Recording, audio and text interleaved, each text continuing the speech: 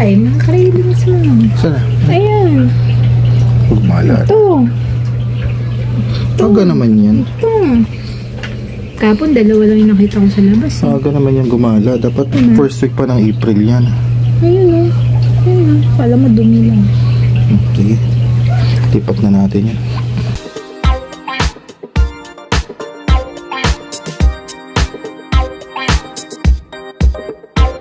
Ito guys yung krillings ni Putol. Napaaga siya ng ilang weeks, 1 or 2 weeks na maaga siya na na-hatch yung kanyang mga krillings. Ito yung mga krillings niya, oh. Dami. Ang expected natin dito is by second week or first week ng April, pero end ng March pa lang. Ito na, oh. Parang almost 4 weeks lang to bago na-hatch. Ayan, oh. Kumano yun doon sa mga nakaraang kong videos. Sabi ko si Putol is magana ng mga second week ng April. April natin siya inaabangan na magkaroon. Pero ito, dami oh. Ito yung nahuli natin doon sa loob ng malaking tank na pag-alagala na. Ayan yung mga pag-alagala niya. Tapos ito si Putol. Ayan si Putol. Ayan si Putol.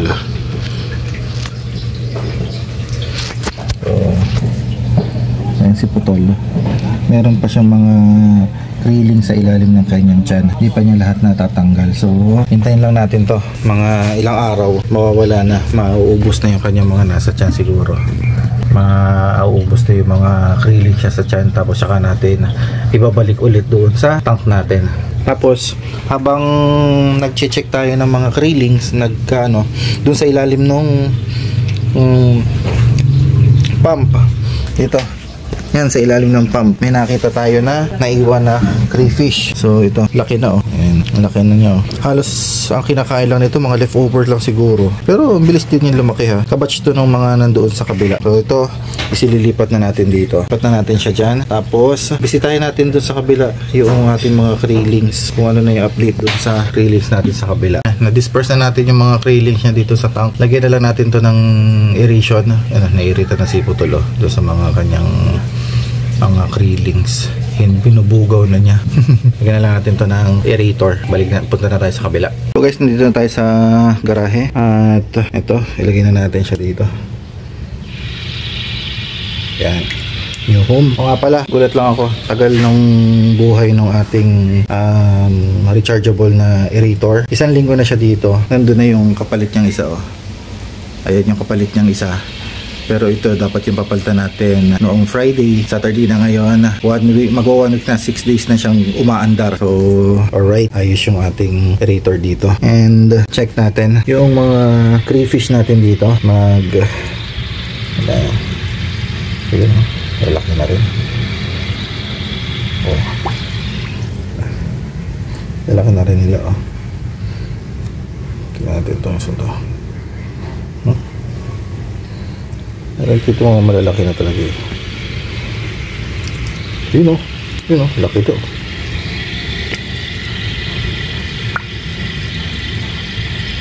Kita nyo yan. Laki na, oh. Laki. Laki na niya. Biglang laki sila dito talaga. So, ayan. Yung nandito malalaki na rin, ah. Ayan, ah.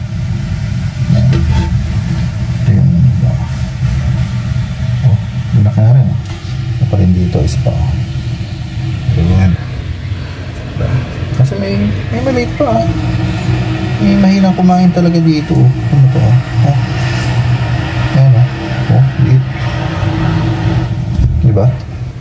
May napag-iwanan talaga. Linis tayo nitong kapan natin. Madumi na naman, no?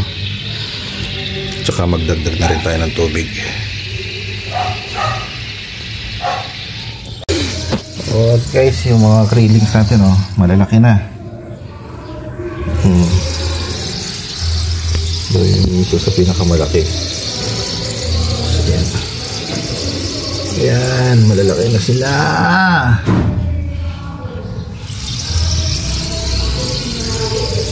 Ayan. Kung sino man ang gusto ng krillings, Taguro line. Di ba po tayo nagka-out? Ayan lang.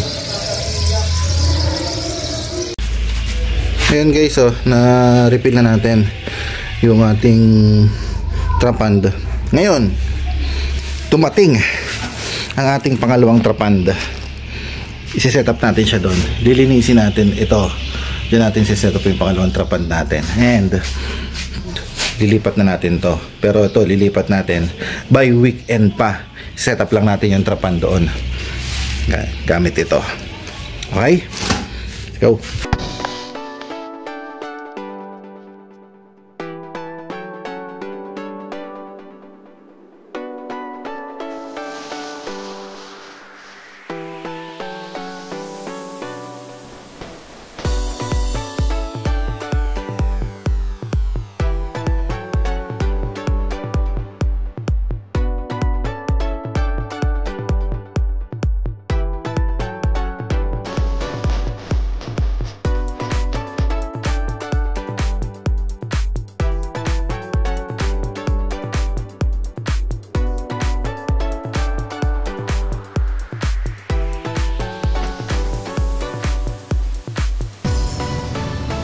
So, yan guys.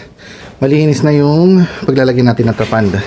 And assemble na natin yung trapand and babara na natin siya ng tubig para in preparation sa weekend na paglilipat natin ng crayfish or craylings dito. So, let's go. Guys, ito na. Natapos na natin yung pag-assemble ng ating trapand. So, kung makikita nyo, kakaiba to. Kasi umorder tayo ng ganito, 16 pieces, 1, 2, 3, 4, 5, 6, 7, 8 sa isang trapand, pero yung na-deliver sa atin is 15 lang. So kulang tayo ng isang 3-way na coupling dito. So kaya ngayon dito nag-adapt na lang tayo kung ano yung meron tayo, kasi sayang naman yung shipping kung isa lang ipapadeliver natin. Pero ito, natapos na natin yung trapand natin dito. Ang gagawin natin ngayon is ayan, natapos na natin ito. Ang gagawin naman natin is lalagyan na natin ng tubig, ibababad na natin siya para mawala yung amoy noong bagong trapand natin. Tapos by weekend lagyan na natin nung craylings natin. Lipat na natin yung mga craylings natin dito para mas mabilis sila lumaki. Okay? So guys, ayan na. Nalagyan na natin ng tubig. 1/4 ng ating trapand para lang mababad yung bagong trapand natin, yung amoy mawala. And by weekend i-drain natin to, tapos ilipat natin yung mga craylings natin. Ayan, kasi dito lumalaki na yung mga craylings natin. Ito kailangan na natin ilipat, tsaka ito kailangan na rin natin ilipat. Pagkasamahin na natin tong dalawang to para doon na sila sa malaking trapand lumaki. O ayan, so yung mga craylings natin dito is na dun sa loob na ng mga hides nila. Ayan. So yun lang. So at yun lang guys yung ating update dito sa ating mga craylings and crayfish. So yung una is si Putol, yung mga craylings niya is bumaba na.